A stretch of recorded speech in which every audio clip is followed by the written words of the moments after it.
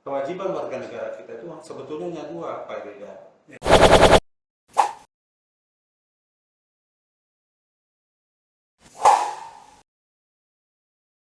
Salam sehat untuk sahib pajak semua dan tetap semangat.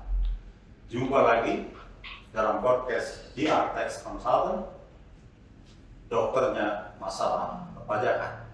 Saya, Dedi Rudaidi, ditemani oleh sahabat karib saya, Bapak Rida Handata. Salam sehat, sahib pajak semua. Kita harus tetap semangat dalam kondisi apapun. Akan mengulas berbagai topik perpajakan yang aktual tentunya Pak Rida. Ya. Dan memang masalah pajak ini masalah kita semua ya. Betul. Jadi kalau dokter itu kan selalu mencari Menyembuhkan orang dengan mengobati gitu Pak ya. Ya. Lalu cobalah kita podcast kita juga seperti dokter, Ya. ya kan, yaitu membuka wawasan atas permasalahan perpajakan sekaligus kemudian kita mencoba memberikan alternatif pemecahan masalah. Ya. Oke, topik kita kelihatannya yang masih yang ringan-ringan saja dan coba kita bahas pemahaman tentang sistem self assessment. Oke, siap. Jadi ini kan sistem cara pemungutan atau sistem pemungutan yang dianut sistem perpajakan Indonesia, sistem self assessment. Kira-kira apa sih yang dimaknai dengan self assessment itu sendiri sebetulnya, Pak? Ya, sebetulnya kalau self assessment itu wajib pajak orang masyarakat atau warga negara Indonesia maupun warga negara asing yang sudah tempat tinggal di Indonesia selama 123 hari, ada syarat-syarat banyak itu Pak. Adalah pertama mereka harus menghitung. Jadi diberikan kewenangan mereka. Ya, nanti mereka menghitung. Mendaftarkan diri. Mendaftarkan diri dulu. Terus menghitung, membayar, dan kemudian kan melakukan wajib pajak. Itu semua dilakukan oleh wajib pajak. Sehingga itulah dikatakan dengan self assessment system ya di perpajakan. Walaupun sebetulnya kadang-kadang dalam hal tertentu ada juga ya pendekatannya dengan official assessment. Iya, betul. Jadi Direktur Jenderal Pajak itu diberikan kewenangan untuk menetapkan. Jadi akan mengeluarkan surat ketetapan dan sebagainya. Itu kan lebih arahnya kepada official assessment. Ya. Jadi memang intinya sebetulnya sistem yang dianut secara keseluruhan oleh Direktorat Jenderal Pajak adalah sistem self assessment. Ya. Tapi tentunya masalah kepatuhan segala itu akhirnya kalau kepatuhannya belum sesuai dengan ketentuan, bisa kepatuhan itu bisa lupa sengaja kan gitu Pak ya. Nah itu harus ditetapkan oleh Direktorat Jenderal Pajak. Begitu ditetapkan sebetulnya itu konsepnya adalah official assessment. Jadi Direktorat Pajak secara official menetapkan pajak-pajak atas seseorang. Makanya kalau kita dalam keseharian itu kita kenal dengan istilah daftar, hitung, bayar, dan lapor. Jadi dan kemudian kita tuh banyak istilah-istilah singkatan, jadi makanya disebut DHBL kan gitu ya. Sebetulnya itu kan mencerminkan bagaimana sebetulnya sistem self assessment diterapkan di dalam sistem perpajakan. Betul Pak. Oke. Nah kemudian dalam konteks bagaimana kita menerapkan sistem self assessment, Ya. kan ada beberapa cara atau beberapa pendekatan atau apapun juga namanya lah itu. Tapi cara memungut Direktorat Jenderal Pajak itu cara memungut. Kan? Ya. Ada yang kemudian wajib pajak itu atau masyarakat itu dipungut dan kemudian dia harus setor bulanan. Ya. Yang merupakan ini gambaran perhitungan di awal ya, uang muka lah yang kemudian kalau bahasa keseharian kita lah, uang muka pajak yang kemudian nanti akan kira-kira seperti apa tuh? Seperti apa orang mekanismenya boleh dikatakan mekanisme. Jadi gini Pak, kalau yang pertama adalah tentunya daftar, itu udah pasti kan Pak. Begitu sudah terdaftar atau didaftarkan, istilahnya didaftarkan secara jabatan. Nah, kita bahas sebelumnya.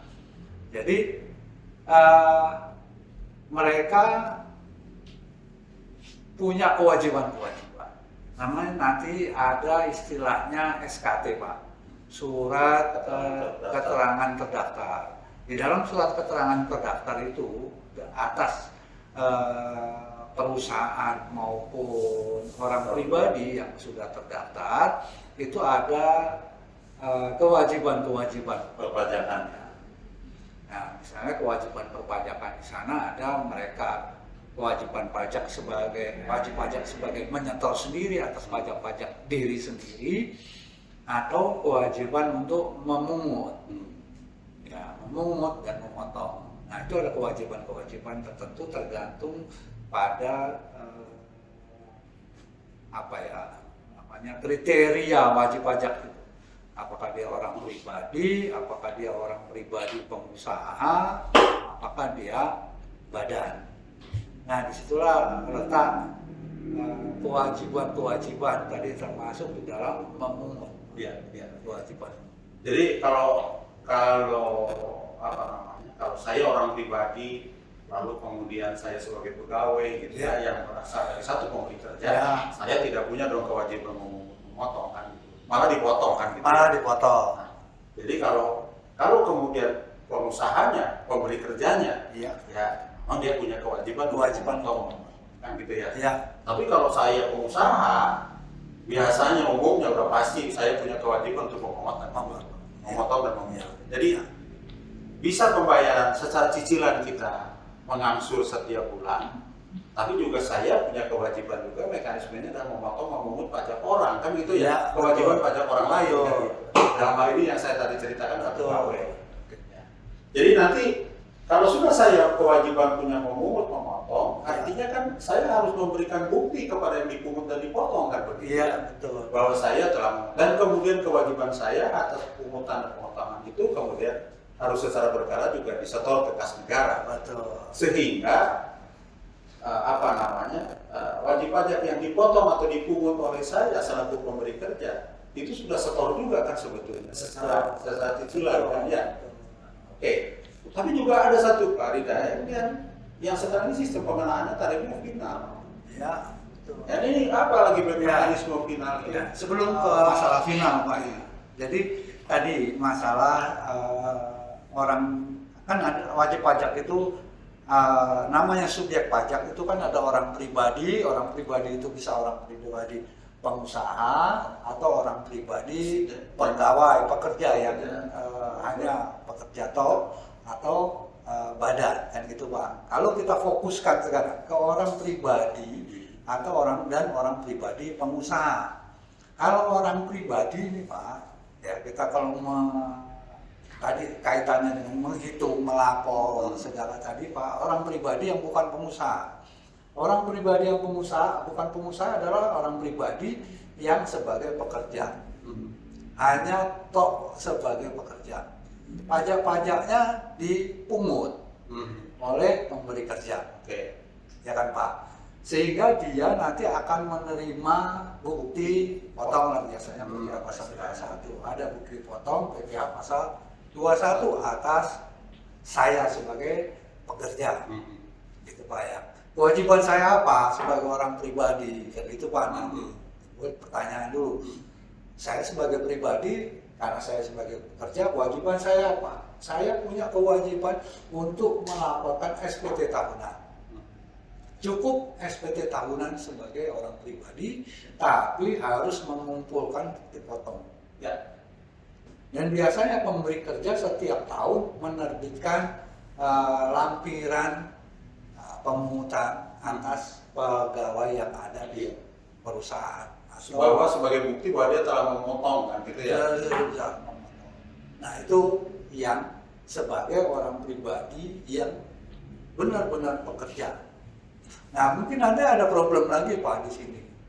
Kalau orang pribadi sebagai pekerja, tapi dia punya penghasilan sampingan, terus gimana tuh mungkin itu Pak? Dia bukan pengusaha, tapi mau punya penghasilan sampingan yang apa ya, nyewain rumah atau punya rumah di sampingnya itu dibuat kos-kosan. Ya ada penghasilan lain. Nah nanti kriterianya apakah itu kos-kosan dia punya kewajiban mungut atau enggak, atau itu nyewain banyak mobil gitu kan. ya, nyewain mobil atau penghasilan sebagai pegawai terus dia jadi apa ya Pak, mobil kalau yang di online itu terus ya kalau kita mau nyebutin kayak sesuatu yang itu yang paling di telepon atau pakai online terus dia datang jemput, mobilnya dimanfaatkan itu terus dapat tambahan dari situ. Nah itu perlu ada catatan-catatan yang nanti akan dilaporkan sebagai penghasilan dia di SPT. Oke, setelah ini. Nah terus ada orang pribadi pengusaha. Mungkin kita kalau yang badan oke lah, nanti banyak sekali urusannya. Yang pengusaha, orang pribadi pengusaha. Orang pribadi pengusaha ini punya kewajiban nanti juga mungut. Ya banyak kan dia pada usaha pegawai, bertransaksi dengan pihak lain. Jadi nanti dia akan punya kewajiban misalnya kewajiban PPh final, pemotongan PPh final, PPh pasal 23, PPh pasal 21. Bahkan mungkin nanti punya kewajiban untuk setelah dia dikukuhkan sebagai pengusaha. Nah, pertanyaan Pak Dedi tadi, ada lagi jenis pajak final kan gitu Pak ya. Jenis pajak final apa sih itu kan gitu ya Pak ya. Bentuknya kayak apa sih final itu Pak ya. Konsep dasar dari perpajakan itu untuk PPh, pajak penghasilan, itu adalah penghasilan yang diperoleh dan dihitung berdasarkan apa ya Pak ya namanya, penghasilannya dia. Terus nanti ada rate-nya, ada ininya berdasarkan penghasilan. Dia konsepnya adalah konsep ada biaya sebetulnya penghasilan ada biaya, terus ada rate berapa rate pajaknya, ada perhitungan.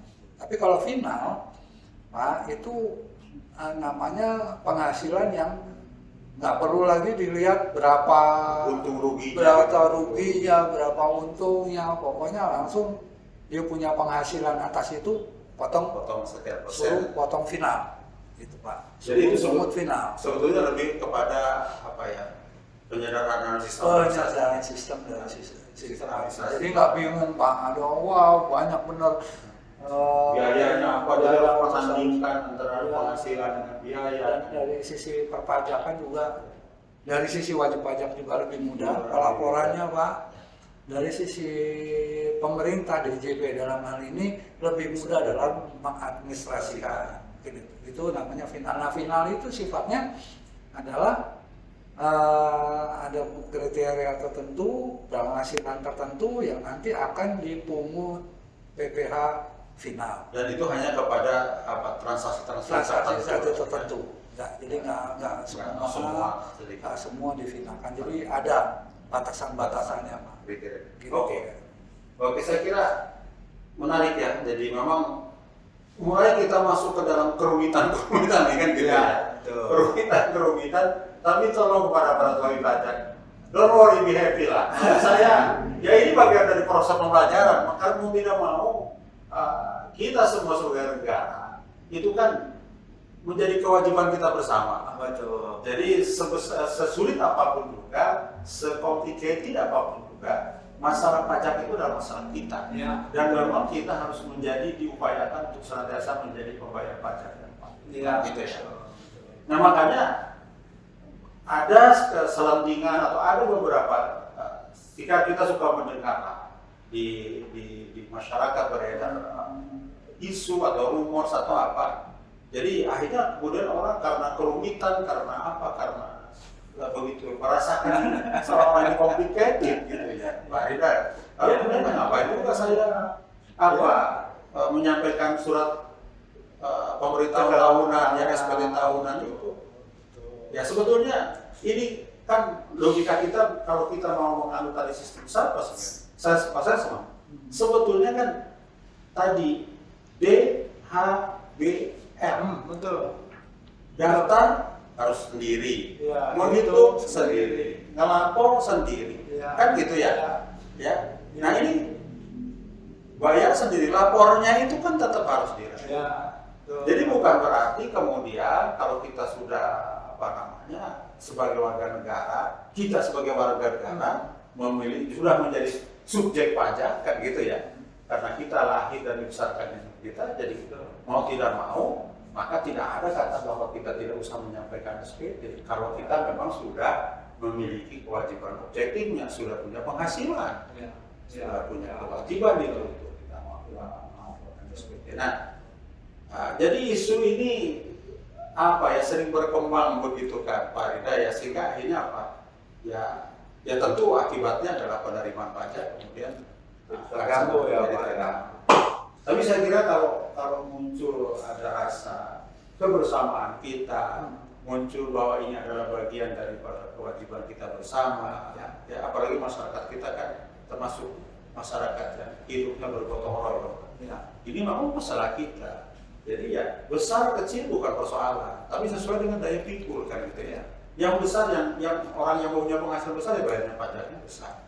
Yang kecil ya bukan, yang tidak punya kemampuan yang di bawah PTKB ya tidak usah bayar pajak kan begitu kan kira-kira ya bahasa keseharian kita. Nah tapi kan ini tetap harus didorong dan tentu diharapkan bahwa Direktorat Jenderal Pajak harus terus mempush kan gitu ya, mendorong bagaimana supaya kesadaran daripada para masyarakat kita semakin. Dan saya kira ini terus meningkat sih sebetulnya ya, tapi memang terus perlu didorong supaya supaya terus penerimaan pajak. Jadi gini Pak, kalau saya saya coba untuk melihat dari sisi kita lah ya, masyarakat Indonesia secara umum Pak, yang memang kita masih kurang memperhatikan administrasi atas diri kita sendiri. Masalah ini kan terkait dengan masalah administrasi diri kita sendiri, Pak. Kalau kita sudah ber-NPWP, tentunya Pak, kita sudah harus sadar sesadar-sadarnya bahwa kita punya kewajiban perpajakan yang itu memang untuk kepentingan kita hidup di negara yang kita cintai ini. Itu Pak ya. Sehingga kita perlu sadar bahwa kita pun harus administrasi atas diri kita harus sudah mulai lebih baik, terutama terkait dengan masalah-masalah perpajakan. Nah, itulah Pak, sebetulnya mudah Pak kalau kita mengikuti apa yang ada, aturan yang ada, terutama kalau yang rumit itu nanti udah orang pribadi pengusaha mungkin Pak. Tapi kalau orang pribadi yang hanya pegawai, yang semata-mata pegawai, itu sebetulnya untuk memenuhi kewajiban perpajakan sudah boleh dikata sudah dituntun oleh pemberi kerja, gitu kan Pak? Karena sudah dipotong, sudah dihitungkan, itu udah semuanya kan Pak, udah dihitungkan oleh pemberi kerja sehingga kita waktu bikin SPT udah tinggal nilainya sama dengan yang dihitungkan oleh pemberi kerja. Kalau kita nggak punya penghasilan lainnya, kan gitu Pak ya. Nah sekarang administrasi apa? Sebagai orang pribadi yang bekerja ini, ya tinggal kalau ada penghasilan lain, Pak. Catat gitu Pak. Begitu dicatat, udah tambahin aja di sana. Emang ada konsekuensi. Karena di dalam Undang-Undang Pajak Penghasilan, setiap penambahan kemampuan ekonomis adalah penghasilan. Nah itu dicatat semuanya. Kalau mau dicatat, itu akan lebih baik di dalam melaporkan kita secara keseluruhan. Terutama nanti ke depannya nih Pak, yang akan tercapture, artinya akan tercapture di dalam sistem Direktorat Jenderal Pajak. Masuk ke database-nya Direktorat Jenderal Pajak. Masuk ke database-nya Direktorat Jenderal Pajak. Kalau kita kan Pak mau beli mobil, mau beli rumah, mau beli apa, semuanya akan tercatat masuk ke dalam sistem Direktorat Jenderal Pajak. Seperti kita diskusikan bahwa nanti kan semua data di transaksi keuangan di Indonesia ini mungkin nanti sebagian besar menggunakan NIK, jadi kan itu Pak, nomor induk kependudukan. Jadi itu akan ada semuanya. Jadi akan ada catatan sehingga waktu pelaporan SPT, oh saya beli harta A, tambah masukin, jangan sampai nggak dimasukin. Saya punya uang di bank, masukin. Saya beli emas, masukin. Dicatat semuanya Pak. Punya kendaraan, masukin. Punya kendaraan, masukin. Supaya nggak bermasalah dengan nah itu semua catatan-catatan pribadi itu harusnya kita punya ya, secara pribadi. Nah nanti Pak Deddy bilang rumit itu memang kalau sudah kita menjadi pengusaha. Tentunya kalau pengusaha kita pengen berhasil, pengen sukses, nanti ke depannya pengen lebih besar, yang tadinya mungkin omsetnya kecil, ke depan omsetnya besar, tentunya catatannya harus benar-benar lebih rapi daripada orang pribadi kan gitu Pak ya. Nah ini kalau itu semuanya sudah dijalankan, memang akan lebih mudah. Sulitnya adalah teman-teman sohib pajak, para orang pribadi pengusaha, sulitnya adalah Anda harus banyak membaca ketentuan perpajakan. Karena dinamis juga tuh ketentuan itu kan, berubah, ada di amandemen, berubah. Nah saya juga mungkin sekali ya Pak, pemerintah dalam ini Direktorat Jenderal Pajak tentunya setiap ke depan ini mudah-mudahan lebih apa ya, lebih sederhana, kenyamanan wajib pajak lebih ditamakan, sehingga nggak perlu lagi wajib pajak begitu rumit harus membaca ketentuannya. Kadang-kadang kita dari nggak tahu nih Pak, enak nggak bicara di sini. Kadang-kadang kita aja 2 bulan, 3 bulan nggak ikutin ketentuan sudah ketinggalan. Kan gitu Pak ya. Ya, artinya kita juga harus tetap baca, tetap tapi saya yakin kalau Anda sebagai pengusaha orang pribadi itu Anda pasti teman-teman atau lingkungan Anda itu selalu on dengan ketentuan yang baru. Pastinya ada dengar, ada yang baru, pasti Anda akan. Tapi kan santai juga mereka bisa. Ya, tapi pakai konsultan kan begitu ya. Tapi kalau pengusaha kan gitu ya. Kalau pengusaha ya. Oke. Ya, sedikit intermezzo sedikit. Iya. Tapi kan masalah lainnya, kadang-kadang banyak juga kesan. Tadi bukti potong. Kadang-kadang ya orang nggak peduli gitu loh. Iya. Jadi ini yang saya pikir, padahal sebetulnya bukti potong itu adalah bukti bahwa kita sudah setor ke negara. Sehingga dia mengatakan saya sudah dipotong kok, saya sudah selesai kok. Lalu ngapain juga saya harus lapor SPD? Nah itu kan kesan yang menurut kita masih perlu dibetulkan kan gitu ya, perlu supaya. Karena apa? Karena kalau mau saya kan belum selesai pelaksanaan kewajiban perpajakan, karena ujungnya adalah laporan. Ya gitu kira-kira ya. Itu yang banyak Pak. Kayak saya Pak pegawai pekerja sudah dipotong PPh 21, saya bilang udah selesai, saya sudah dipotong kok pajaknya kan gitu Pak. Terus saya kayak orang pribadi tertentu yang kayak artis atau apa gitu Pak yang udah dipotong final atas penghasilannya sudah dipotong final, rasanya sih saya udah dipotong final kok, saya udah bayar pajak. Makanya banyak kalau kita dengar itu saya udah bayar pajak loh kan gitu Pak. Rata-rata berbicara bahwa saya udah bayar pajak loh, tapi tidak pernah ngomong saya sudah lapor pajak.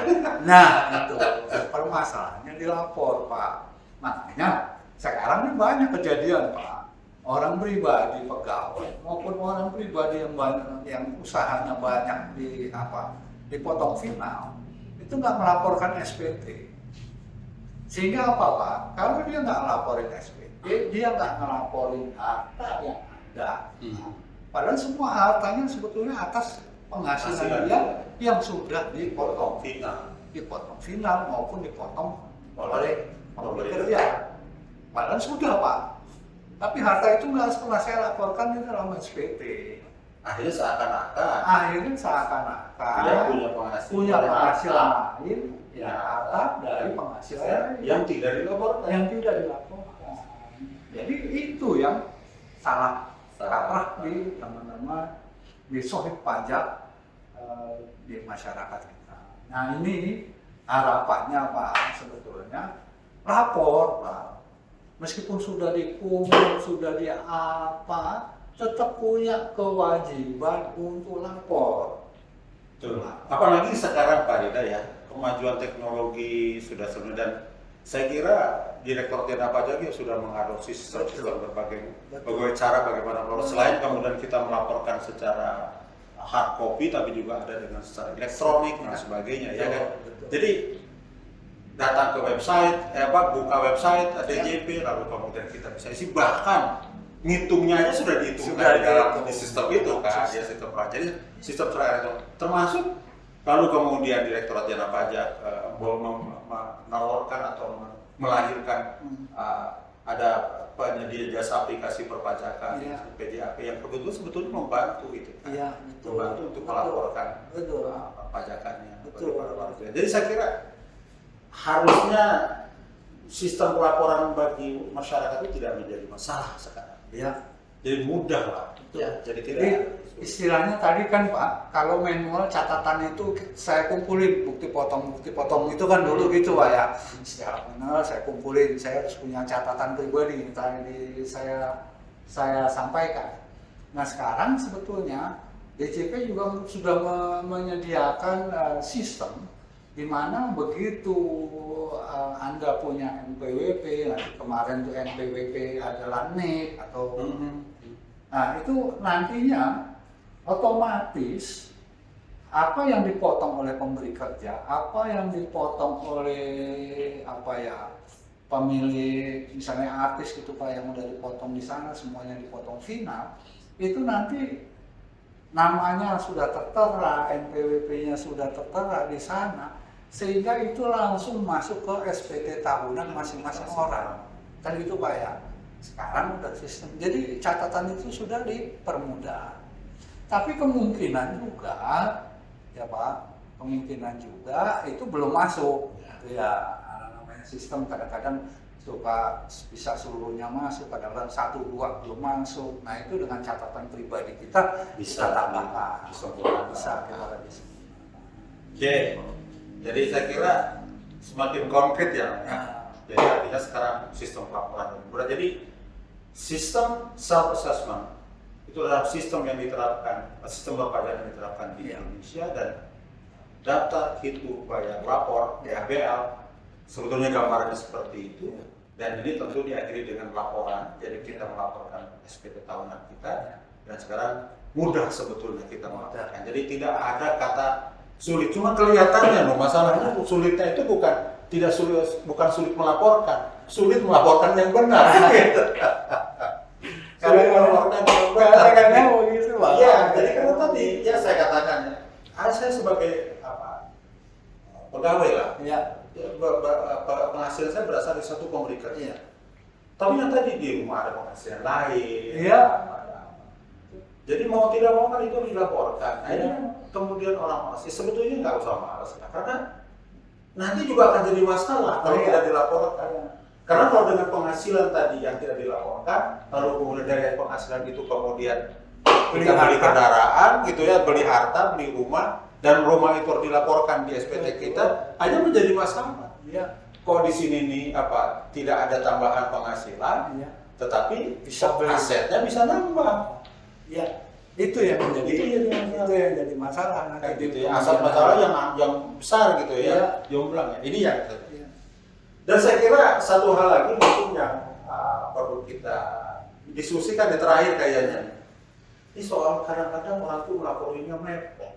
Nah, Jadi kan gini contoh lah, misalnya sekarang nih kita kan Januari di 2022. ya, Berarti kan sudah mulai kita melaksanakan kewajiban untuk menyampaikan laporan SPT kita tahunan untuk tahun 2021.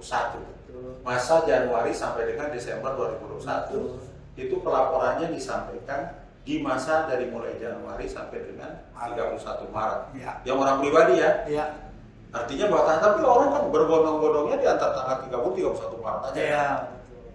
Kenapa sebetulnya? Kan Ya. ini kan sebetulnya sejak Januari aja sudah bisa. Ya. Jadi saya ingat Pak, ini kembali ke muda Pak, zaman-zaman muda kalau Bapak. Bukannya sekarang masih muda. Kelihatan. Zaman-zaman muda kan Pak, sebetulnya apakah ini jadi budaya di Indonesia atau gimana saya belum bisa memastikan. Tapi saya coba pada diri saya dan teman-teman saya Pak. Kalau mau ujian Pak, kebut semalam, kan gitu Pak. SKS ya, SKS, kebut semalam. Jadi belajarnya cuma 1 malam, besok ujian, gitu loh Pak.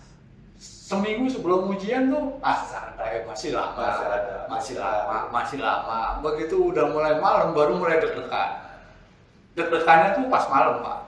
Malam deg-degan, belum belajar, besok ujian. Jadi kejar semalam doang untuk belajar, untuk besok ujian. Nah ini saya nggak tahu apakah itu jadi budaya Indonesia, budaya kita semuanya.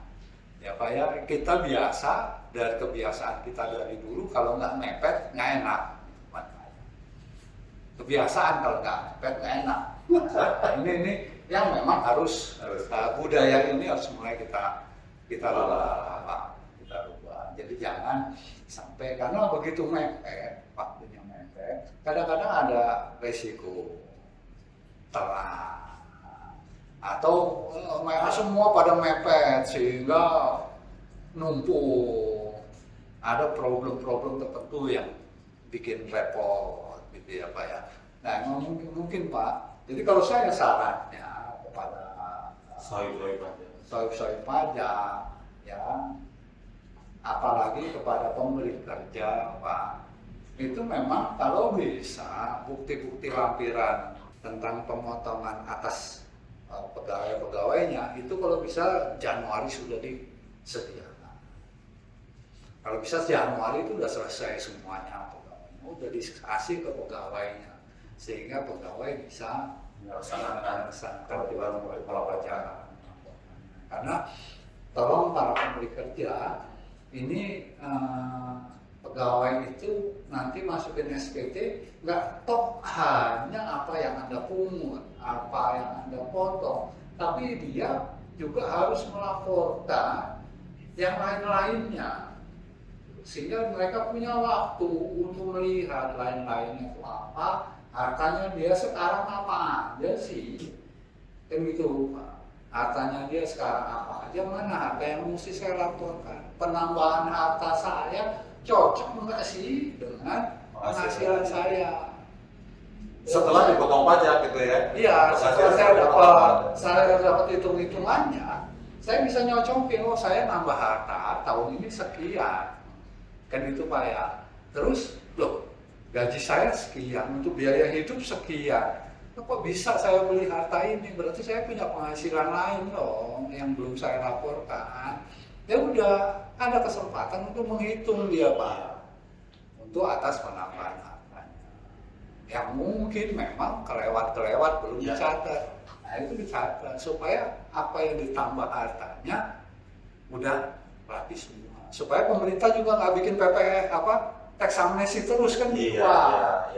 Karena kesadarannya nggak timbul-timbul. Ini sebetulnya masalah kesadaran pajak aja. Kalau kita lihat-lihat, jangan-jangan dari dulu udah bayar pajak-pajaknya Pak. Cuma karena nggak pernah aware laporan harta, jadi masalah. Harapan saya tax amnesty kedua ini juga supaya yang kemarin belum dilaporin ya udah laporin semuanya aja. Dari ini terakhir lah, Dari ini terakhir. Depannya catatannya udah bagus gitu loh Pak. Ya, udah benar. Nantilah kita bicara khusus juga tentang teks amnesti.